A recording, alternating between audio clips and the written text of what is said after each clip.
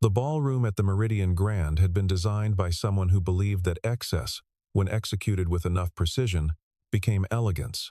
Chandeliers descended from the 40-foot ceiling like frozen waterfalls, each one a cascade of hand-cut Austrian crystal that fractured the light into 1,000 small suns.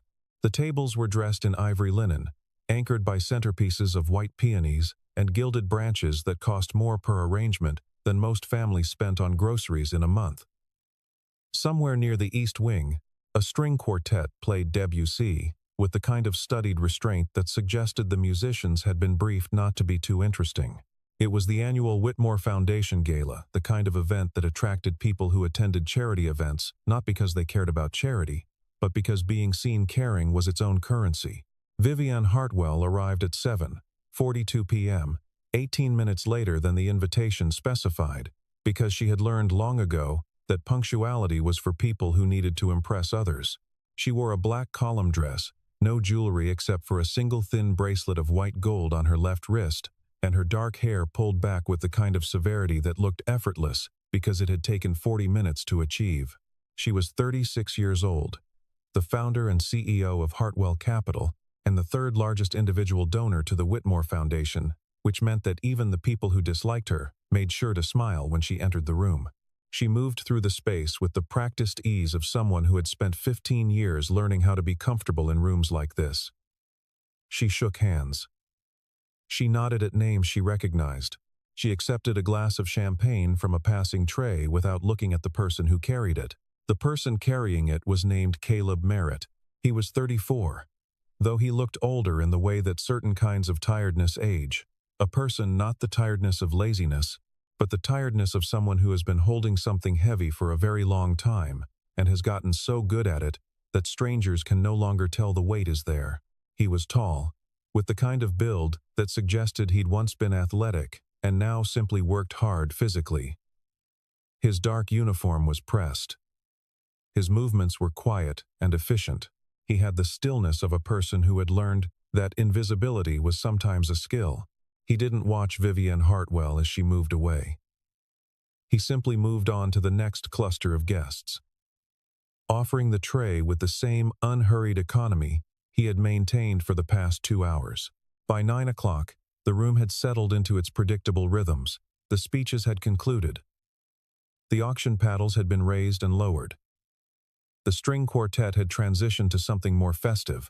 Small groups clustered around the edges of the floor, the old money near the bar, the new money near the exit, always positioned for a fast departure, and the aspirational money scattered everywhere else, orbiting. Vivienne stood near the tall windows with 3 women she knew from various boardrooms and boardroom-adjacent spaces. Diana Cole, who ran a family real estate trust. Portia Ellison, a venture partner at a firm that mostly funded other men's ideas, and Margot Graves, who had divorced extremely well twice and now spent her time on philanthropy and considered opinions.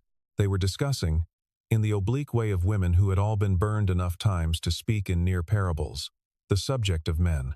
Specifically, the men in their lives who had once been promising and had then become, in various ways, disappointing.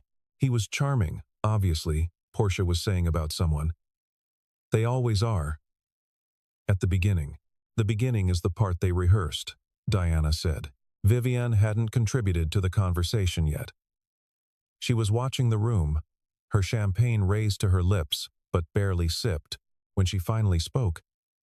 It was with the calm authority of someone delivering a conclusion they had arrived at years ago, and no longer felt the need to defend. Men are all the same, she said. They want what you have until they have access to it. Then they want the next thing. She paused. Every single one. The 3 women absorbed this. Margot made a small sound of agreement. Portia looked into her glass. Diana nodded slowly. The nod of someone who is not certain they agree, but is certain they don't want to argue. No one said anything to the contrary. No one except, "That hasn't been my experience."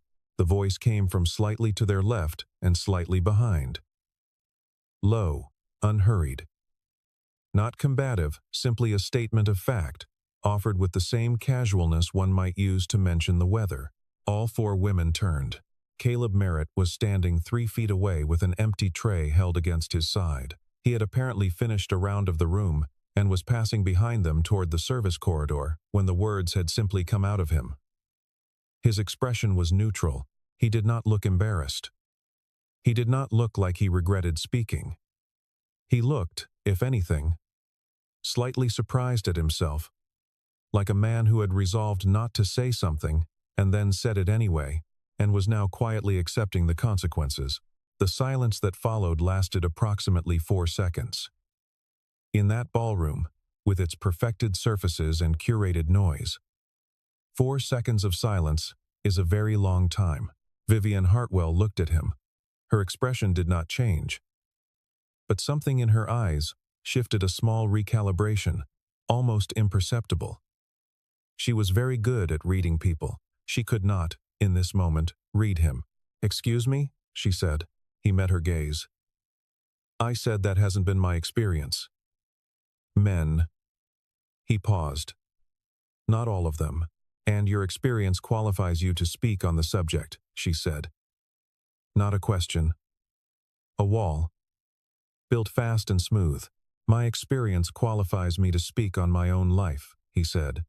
"Same as yours, qualifies you to speak on yours." Then he nodded once, a small, clean gesture, neither deferential nor defiant, and continued toward the service corridor. Vivienne watched him go. Portia made a quiet noise. Margot said, "Well." Vivienne said nothing. She took a sip of her champagne. The string quartet switched to something she didn't recognize. The room resumed its careful noise, but the 4 seconds of silence had left something behind. A small, unwanted splinter of a question she didn't have an answer for. She did not like questions she didn't have answers for. The documents had fallen because she'd been carrying too many things at once, which she knew, even as it happened, was a metaphor she would refuse to examine.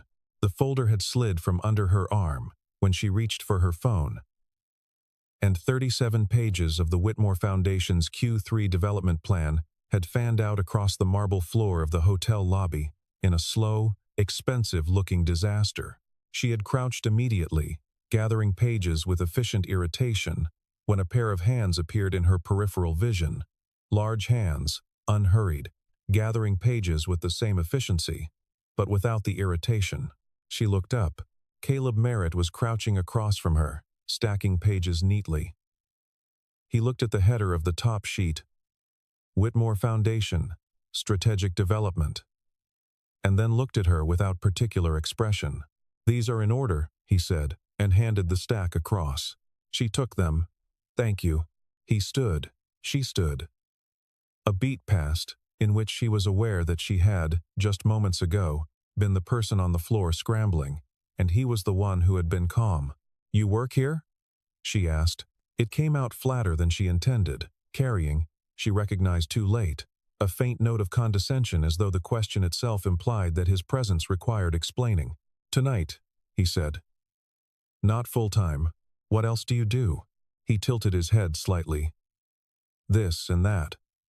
He said it without apology or evasion. Simply, this and that, as though the details were his, and he had not yet decided to share them. "I didn't know you were still here," she said. "Event runs until 11. I'm here until 11. She was quiet for a moment. She was, she realized, waiting for something for him to fill the silence with something eager, something self-promotional, something that would explain him to her in a way she could file away. He didn't. He simply waited, in the way of a person who is comfortable with silence and doesn't feel obligated to end it. "You said something earlier," she said. "At the gala. Your experience. I remember. What did you mean by it?" He considered this for a moment. Not performing consideration, actually thinking.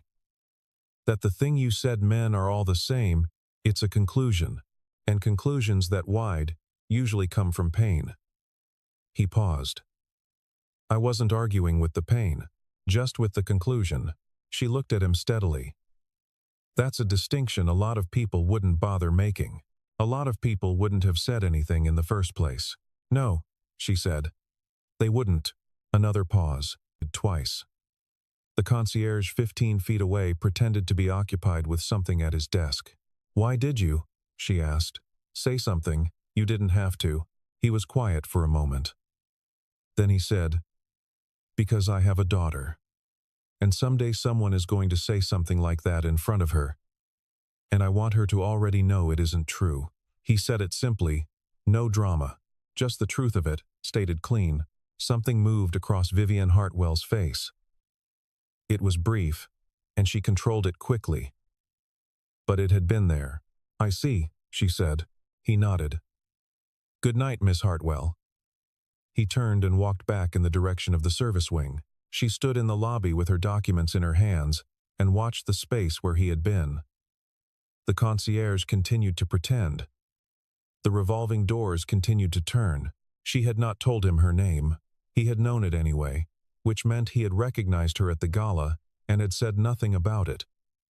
Had treated her with exactly the same matter-of-fact courtesy he would have extended to anyone, which was, she realized, rarer than it should have been. She walked to the elevator, pressed the button, waited. The questions were multiplying. The apartment on Maple Street was on the 4th floor of a building that had good bones and not enough money for anything else. The hallway smelled faintly of someone else's cooking, always different depending on the floor. And the elevator worked about 60% of the time. Caleb Merritt had lived there for 2 years and had learned to like the stairs. His daughter's name was Rosie. She was 6 years old and had her mother's eyes a precise, luminous gray that seemed to change color depending on the light, and her father's stubborn chin. She woke up most mornings before her alarm and came padding down the hall to find him in the kitchen, because she had learned early that the kitchen was where her father could be reliably located between 6 and 7 a.m., standing at the stove or the counter, moving through the quiet machinery of a morning routine. This particular morning, she found him making oatmeal and reading something on his phone with the expression he wore when the news was bad but not immediately catastrophic. "Daddy," she said, climbing onto her stool at the counter with the practiced efficiency of someone who has done this approximately 2,000 times. "Good morning, Bug." He closed the app on his phone and turned to her. "Sleep okay? I had the dream about the library again." She accepted this as a neutral fact. The one where all the books talk. Was that scary? She considered. No. They were mostly arguing about which one of them was better. It was boring. He set a bowl in front of her. She examined it with the critical eye of someone evaluating an artwork they hadn't commissioned. "Did you work late?" she asked. "Until 11. That's very late." "It is. Are you tired?" He looked at her. She was looking up at him with her gray eyes. Serious. Waiting. This was the thing about Rosie, she asked questions she actually wanted. Answered, with a directness that most adults had carefully unlearned. He had decided long ago never to lie to her about the small things. "A little," he said. "Not very. Because I came home and you were here. And that fixes most things." She accepted this, appearing to find it both accurate and satisfactory. She picked up her spoon. "Daddy, do we have the thing on Saturday?" "What thing?" "The school thing. The spring fair." He had forgotten about the spring fair. He made a mental note in the part of his mind reserved for logistics, which was dense and cross-referenced and running continuously in the background at all times. Spring fair, Saturday. He had a shift at the repair shop from 9 to 1. He could ask Marcus to cover noon to 1 if he picked up Marcus's Wednesday evening slot. "Yes," he said. "We have the thing on Saturday." "Good. Sophie's mom is bringing her, and I want to show Sophie the ring toss because I'm very good at ring toss now." "You are very good at ring toss." "Better than you. Much better than me." She smiled and bent over her oatmeal, satisfied. He turned back to the counter, refilling his coffee, looking out the window at the Maple Street morning, the dry cleaner pulling up his gate, the orange cat that lived 3 buildings down posted at his usual station on the fire escape, 2 kids on bikes, moving against the traffic in the cheerful, illegal way of children who have not yet learned that rules apply to them. This was his life. These were its dimensions. On most days, he did not find them lacking. On some days, they were the only thing he had. He thought, briefly, about the woman in the lobby. her expression when he'd mentioned Rosie. Something had moved across her face. Something she hadn't intended, hadn't controlled in time. He had filed it away without meaning to. He finished his coffee, rinsed the cup, and went to find Rosie's missing left shoe, which turned out to be under the radiator in the hall, which was where it always ended up. Some things were predictable. He was grateful for those. The Whitmore Foundation ran an after-school enrichment program in 3 locations across the city, and Vivienne Hartwell was on the foundation's steering committee, which meant that twice a year she was expected to appear at one of the sites for an assessment visit that justified her position on the committee and generated the photographs used in the annual report. She had arranged to visit the Clover Street site on a Wednesday afternoon in late April, accompanied by her assistant, Nadia, and the foundation's program director, a warm and perpetually harried woman named Sandra Cho. The visit was scheduled for 90 minutes. Vivienne had allocated exactly 90 minutes in her calendar, blocked with the same precision she applied to everything. The Clover Street Center occupied the ground floor of a converted warehouse, and it was, she had to admit, well run. The rooms were bright. The children were loud in the productive way of children who are engaged rather than simply contained. Sandra walked her through the robotics station, the reading corners, the art tables covered in projects in various states of cheerful chaos. In the small woodworking room at the back, an addition that the program had introduced 6 months ago, apparently funded by a local business partnership, 3 children were working with a volunteer instructor on a birdhouse project. The instructor was crouched beside a workbench, guiding a small girl's hands on a handsaw, with the specific patience of someone who has learned to slow down without making the slowness feel like condescension. Vivienne stopped in the doorway. The instructor looked up. Caleb Merritt looked as unsurprised to see her as he had looked the first time, which was to say, mildly surprised, but not distressed about it. He stood from his crouch. "Miss Hartwell." Mr. She paused. She didn't know his last name. "Merritt," he said. "Caleb Merritt. You volunteer here. Wednesday afternoons. I do some woodworking." The kids seemed to like it. He glanced at the 3 children, who had paused their work to evaluate the visitors with the frank appraisal of the young. "Rosie, come say hello." The small girl at the workbench, gray eyes, stubborn chin, wood shavings on her sleeve, looked up. "Hi," she said to Vivienne, with the directness of someone who had not yet learned to be nervous about people. "Hi," Vivienne said. And then, because the child was looking at her with apparent interest, and the only honest response to genuine interest is engagement.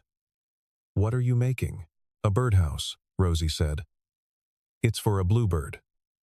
Daddy looked up the exact right size for the hole. Bluebirds are specific about the hole size. She said this with the gravity of someone sharing classified information. "Are they 1.5 inches?" "Exactly. Otherwise, other birds try to move in, and then there's conflict."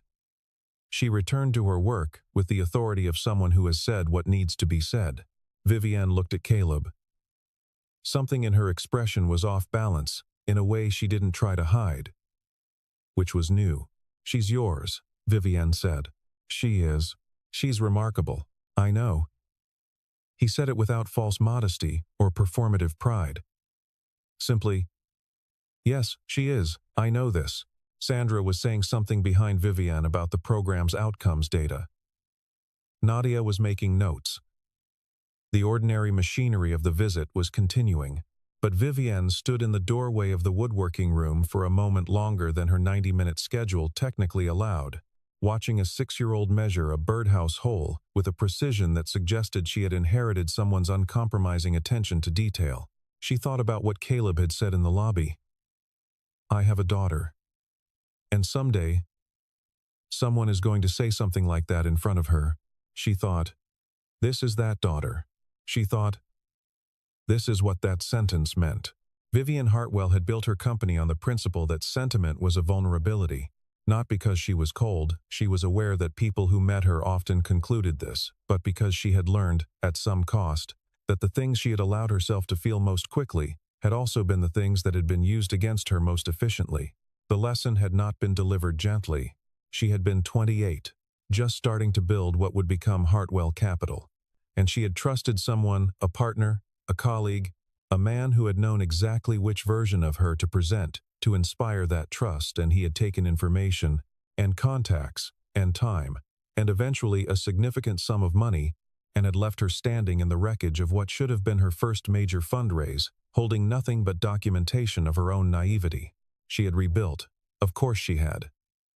The story of Hartwell Capital was, in part, a story about what Vivian Hartwell could do when she had no other options and too much to prove. But the rebuilding had required a reorganization of certain internal architecture. Certain doors had been closed. Certain questions, the ones that led somewhere soft, had been stopped before they became habits. She was efficient. She was effective. She was, by any measurable standard, successful. And she had made a private peace with what that efficiency had cost. Caleb Merritt was, she recognized with the clinical part of her mind, a problem. Not because he had done anything. He had done essentially nothing. He had spoken once at a gala, been calm in a lobby, and spent a Wednesday afternoon teaching children to measure birdhouse holes. None of these things were dramatic. None of them should have required any significant portion of her attention. And yet she had found herself, on 3 separate occasions in the 2 weeks since the Clover Street visit, thinking about something he had said, about the fact that she couldn't file him in any of the categories she used. About the child with the gray eyes. She was not, she told herself, interested. She was curious. Curiosity was different. Curiosity was just information gathering. She was in the business of information. She called Sandra Cho and asked, in the most professionally framed way possible, whether the volunteer at the Clover Street woodworking station had been properly vetted. Sandra said yes, absolutely. Caleb Merritt had been through the full background process. Sandra also said, because Sandra was the kind of warm and perceptive person who could hear things in questions that the person asking hadn't intended to include. He's quite extraordinary, honestly. He had a different life before. He doesn't really talk about it. But he shows up every Wednesday without fail, rain or shine, and those kids love him. Before what? Vivian asked. I probably shouldn't say. It's his story to tell. Sandra paused. But you should ask him yourself. I think he'd answer. Vivian thanked her and ended the call. She sat for a moment with her hands flat on her desk, looking at nothing in particular. She did not like being told to ask someone something directly. It meant relinquishing the advantage of knowing before you asked. It meant the conversation could go anywhere. She picked up her phone, set it down, picked it up again. She typed a message to Nadia. Can you get me the contact information for the volunteer woodworking instructor at Clover Street? Foundation liaison purposes. The phrase foundation liaison purposes was, she acknowledged privately, doing a great deal of work in that sentence. The spring fair at Rosie's school was the kind of event that deployed primary colors aggressively and smelled of popcorn and sunscreen and the particular sugar of fried dough. Caleb arrived with Rosie at 10:15, having rearranged his Saturday to get here, having arranged coverage for his repair shop shift, having packed a bag that contained, among other things, 2 Band-Aids, preemptive, a juice box, a change of socks. Rosie had opinions about wet socks and a $20 bill that he had decided was the fair's entire budget for games and treats, non-negotiable. Rosie immediately located Sophie and Sophie's mother and was absorbed into that social unit with the efficiency of a child who knows where she belongs. Caleb stood at a slight remove from the parent cluster that had formed at the ring toss station, watching Rosie demonstrate her technique to Sophie with the seriousness of an athlete coaching a recruit. He had not slept especially well. He'd taken on an extra evening shift 3 times this week to cover a gap in the repair shop's schedule, and the fatigue had settled into a specific zone behind his eyes that he'd learned to work through. He stood in the morning sun and watched his daughter, and felt the tiredness and the other thing, the particular, fierce gratitude that sat underneath the tiredness, and sometimes felt indistinguishable from it. He became aware, at some point, that a woman he didn't recognize was watching him. Middle-aged, lanyard from the parent volunteer committee, the expression of someone who had made a decision and was about to act on it. She moved toward him with the specific trajectory of someone who has spotted a problem to solve. "Excuse me," she said. "Are you Rosie Merritt's father?" "Yes. I'm Carol Bancroft. I'm one of the room parents." She had the quality of someone who believed room parents were a position that required announcing. "I wanted to speak with you about Rosie." He turned to face her fully. "Is she okay?" "She's fine. She's fine. It's just Carol Bancroft adjusted her lanyard.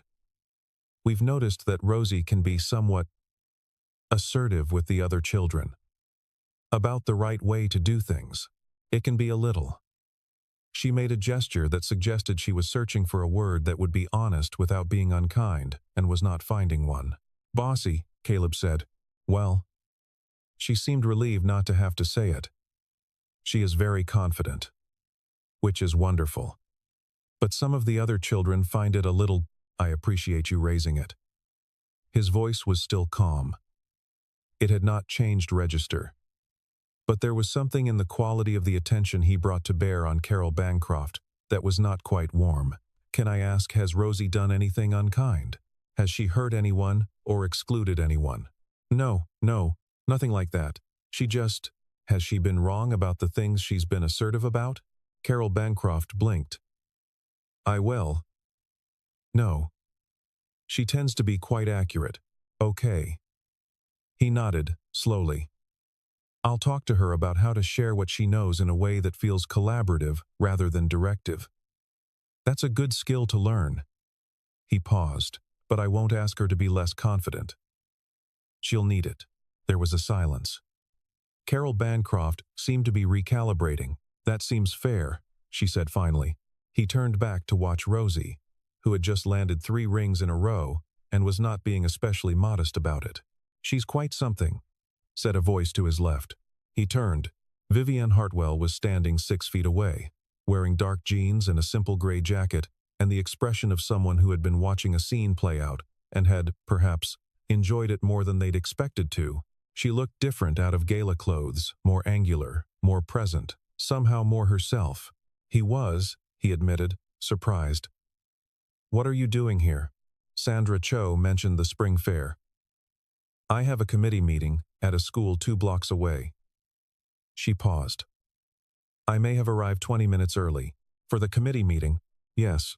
He looked at her. She looked back. Neither of them believed the explanation entirely, which both of them knew, and neither of them mentioned. "You handled that well," she said, nodding slightly toward where Carol Bancroft had retreated. She meant well. Most people who say damaging things do. She said it flatly, without heat. That doesn't make them less damaging. He was quiet for a moment.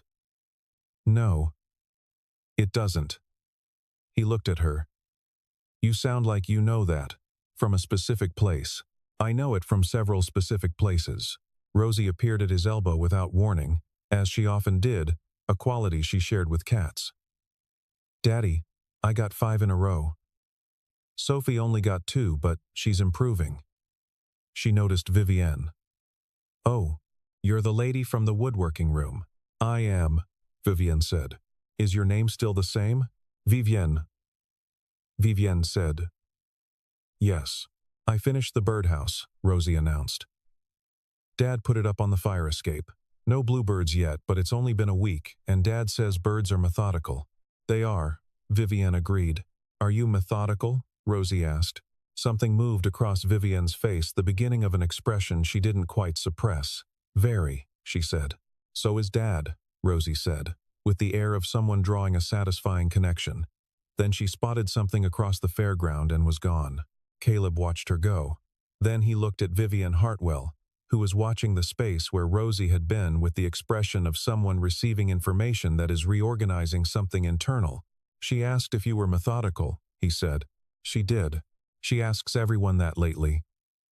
Because of the bird thing." He paused. "She's trying to figure out which people are like the birds, worth waiting for." Vivienne was quiet for a moment. "And, what's your conclusion?" "I don't usually conclude quickly," he said. "Rosie gets that from me." The morning sun was warm on the school's little field. Somewhere near the dunk tank, A child was shrieking with the pure joy of something working exactly as intended. He stood next to this complicated, careful woman in the ordinary brightness of a Saturday morning and found that he was, for the first time in a long time, curious about another person's story. He did not say this. He simply stood and let the morning continue. The research took her 20 minutes. She hadn't meant to do it. She had opened her laptop to look at something else entirely, and then she had typed his name, and then she had followed one result to another the way you follow a path without meaning to walk very far. Caleb Merritt had graduated from Columbia's School of Engineering 14 years ago with honors. He had worked at Meridian Tech as a systems architect for 6 years, rising to senior lead before 30. He had been, and here she slowed, reading carefully part of the team that built the infrastructure underlying 2 significant cloud products that were now used by millions. His name appeared in 2 industry journal articles and 1 conference presentation from about 5 years back. And then, nothing. His professional footprint ended approximately 4 years ago, as though the person she was reading about had simply stopped. She sat back in her chair. She searched differently. She searched the way you search when you're looking for the part of a story someone hasn't told you. She found, eventually, a brief notice in a local community newsletter, the kind of publication that reported on neighborhood events, and, occasionally, small tragedies noting that Elena Merritt, 31, had died after a sudden illness. She was survived by her husband and infant daughter. The notice was 4 years and 3 months old. Vivienne sat very still for a long moment. She thought about the hotel lobby. His voice. Not all stories end the same. She thought about what he had given up, or rather, what he had reorganized his entire existence around without, apparently, requiring anyone to know about it. Without, as far as she could tell, making it the central fact of his identity or using it as a credential. She thought about the way he had said, "I have a daughter." And someday someone is going to say something like that in front of her. And I want her to already know it isn't true. He had said it as an explanation for speaking up in a room full of strangers. But it was also, she understood now, a statement about what he was doing with his entire life. Every extra shift, every Wednesday afternoon in the woodworking room, every repacked bag with preemptive band-aids. It was all oriented toward the same thing. Toward Rosie. Toward making sure Rosie grew up in the fullest possible version of the world, even when the world had taken something essential from her father. Vivienne closed her laptop. She thought about her own version of loss, different in kind, but not entirely in quality. She thought about what she had built in response to hers, and what it had required her to foreclose. She thought about the words she had used at the gala, all, men are all the same, the absolute of it, the safety of it, the conclusion that wide, he had said, usually comes from pain. She picked up her phone. She had his number via Sandra, via the pretense of foundation liaison purposes. She had not used it yet, because using it would mean something she hadn't decided she was prepared for. She typed, "This is Vivienne Hartwell. I owe you something close to an apology. If you're willing to hear it over coffee, I'd be grateful." She read it over twice, deleted close to, sent it. She set the phone face down on her desk and did not look at it for 17 minutes, which was, for her, a significant exercise in restraint. When she finally turned it over, his reply was brief and unhurried, in the way all his communications apparently were. "Saturday's work. There's a place on Clement that's good. 9 a.m. If that's not too early." It was not too early. She was always up by 6. She typed, "See you then," and then she sat for a moment with the particular feeling of a door she had believed permanently closed, showing, in the light of a specific afternoon, the fine outline of a handle. The call came on a Thursday evening at 8:47 p.m. when Vivienne was in the back of a car heading to a dinner she had not wanted to attend. And the number on her screen was Diane Cho. Not Sandra, Diane, her CFO, which meant it was bad. It was, in fact, quite bad. A former Hartwell Capital analyst, terminated 8 months ago for cause, had provided materials to a financial journalist suggesting that the firm had misrepresented performance metrics in 2 client reports. The materials were selectively edited and largely misleading, which Diane confirmed within the first 60 seconds of the call, but selectively edited and largely misleading was a qualification that did not prevent the story from existing or from being published in the morning on a platform that reached the kind of people whose opinion of Vivienne Hartwell's firm had direct financial consequences. By the time she arrived at her office, she had turned the car around. Her legal team was already assembled. By 10 o'clock, they had a documented rebuttal. By 11, they had contacted the journalist with a formal response and a request for the story to be held pending verification. The journalist, it emerged, was not interested in holding the story. By midnight, Vivienne's office contained 4 lawyers, 2 communications consultants, Diane, and a spreading, specific exhaustion that was not about tiredness, but about the particular weight of being attacked by someone who had taken something true about you. The records, the numbers, the performance, and arranged it in the wrong order, and called the arrangement evidence. At 12:40 a.m., there was a knock at the office's outer door. Nadia, who was still there because Nadia was always still there in crises, answered it. There was a brief, low exchange. Then Nadia came to the doorway of the conference room, where Vivienne was sitting with the lawyers, and said, "There's a Caleb Merritt here. He says you know him. He says he has something that might be useful." Everyone looked at Vivienne. She was, for approximately 2 seconds, completely still. Then she said, "Send him in." He came in with a battered laptop bag over one shoulder and the expression of someone who has solved a problem on the way over and is carrying the solution carefully so it doesn't spill. He looked at the room lawyers, consultants, the late-night wreckage of a crisis in progress, and did not look alarmed or overwhelmed. "How did you know?" Vivienne said. "Diane called Sandra. Sandra called me. I used to work in systems architecture." He put his bag on the table. "Before. I know how performance metrics get recorded on the back end. If the analyst pulled those reports from the system directly, there will be timestamps and metadata showing the export sequence." He opened the laptop. If he edited the output files after export, the metadata won't match. That's provable.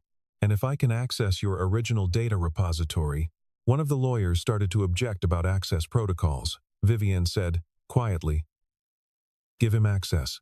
It took Caleb 45 minutes.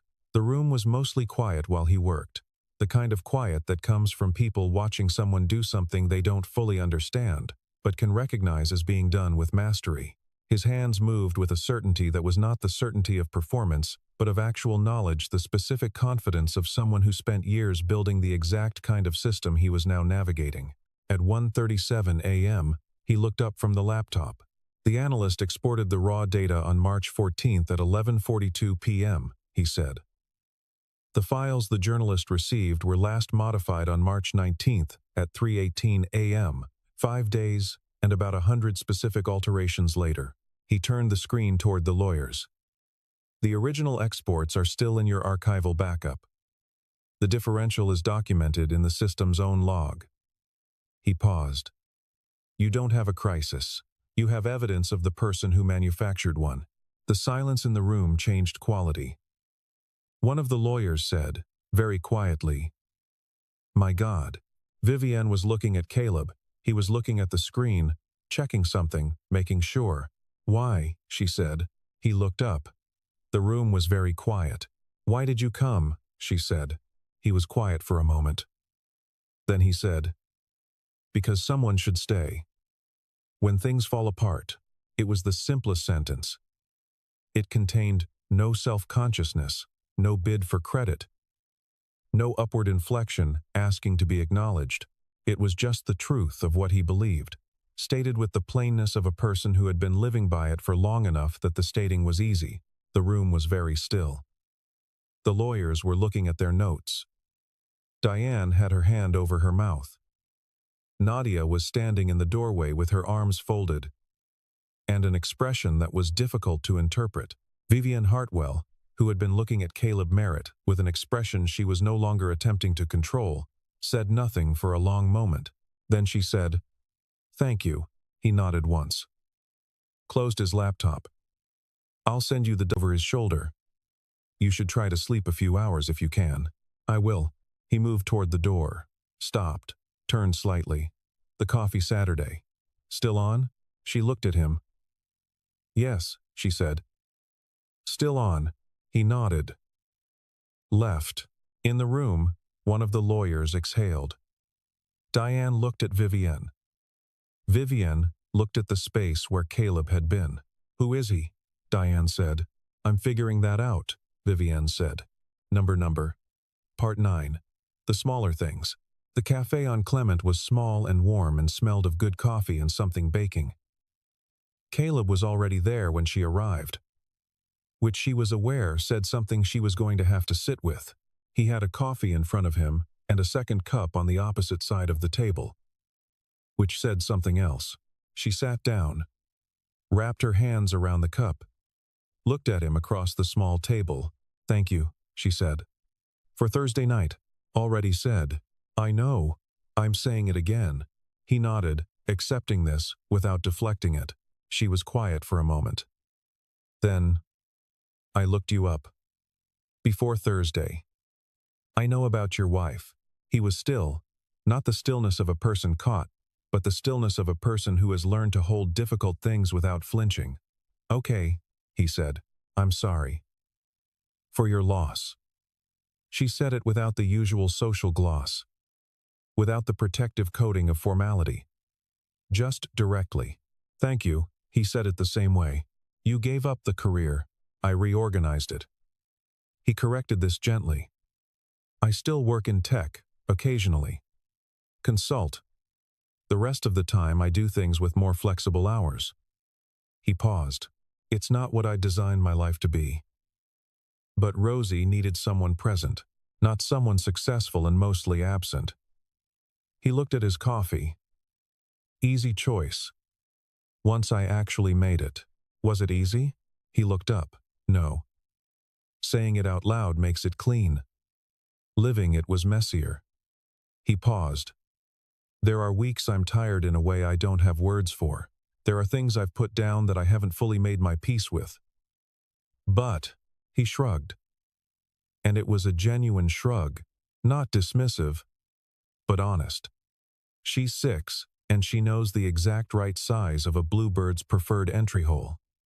So, Vivienne looked at him for a long moment. Then she said, at the gala. I was wrong. He waited, not wrong to have the experience I had, but wrong to make it universal. She said this with the precision of someone who has thought about the difference and decided it matters. I've been using one person's failure as evidence for an entire category. It's not rigorous. She almost smiled on the last word. The almost smile was complicated and real. It's human, he said. I'm usually better at distinguishing between data and narrative. People usually aren't. When it hurts, I mean. She was quiet.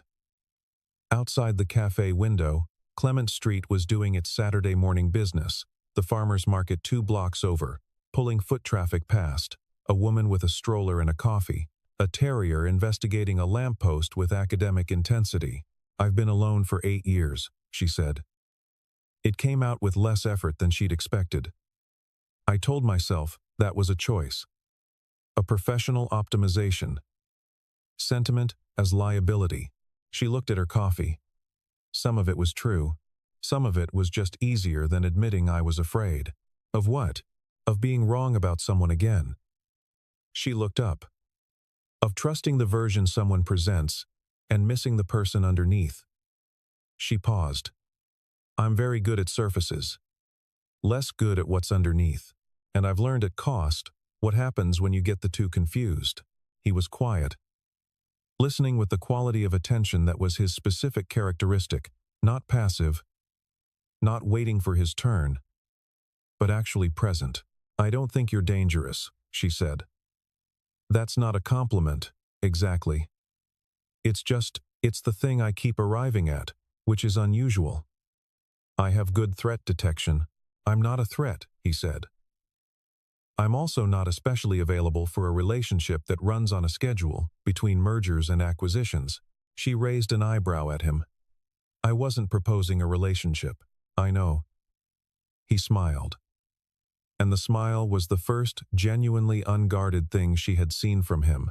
Not managed, not deployed, just present. I was proposing honesty. About what this is and what it might be. She considered this. That's unexpectedly direct. I have a 6-year-old, he said. I've had to become direct.